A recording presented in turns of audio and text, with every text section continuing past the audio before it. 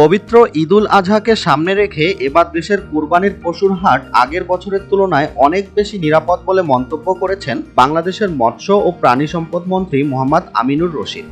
মঙ্গলবার কুমিল্লা নগরীর নেউরা কুরবানির পশুর হাট পরিদর্শনে গিয়ে সাংবাদিকদের সঙ্গে আলাপকালে তিনি একথা বলেন। মন্ত্রী জানান, এবার সারা দেশে প্রায় 1 কোটি পশু কুরবানি হওয়ার সম্ভাবনা রয়েছে।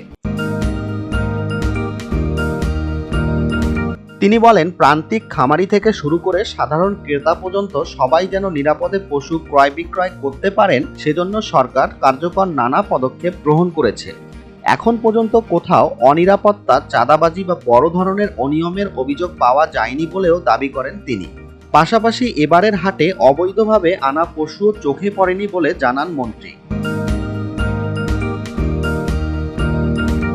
মন্ত্রী আরও বলেন, দেশের বিভিন্ন পশুর হাটে ভেটেরিনারি টিম, জাল টাকা শনাক্তকরণ ব্যবস্থা এবং প্রশাসন ও আইন শৃঙ্খলা বাহিনীর সদস্যদের সার্বক্ষণিক দায়িত্ব পালনের ব্যবস্থা রাখা হয়েছে।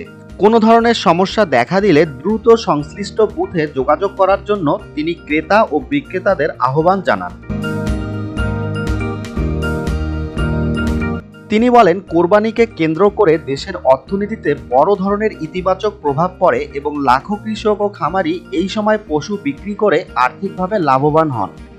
কোরবানির পশুপালন ধীরে ধীরে একটি শিল্পভিত্তিক অর্থনৈতিক কর্মকাণ্ডের রূপ নিচ্ছে বলেও মন্তব্য করেন তিনি।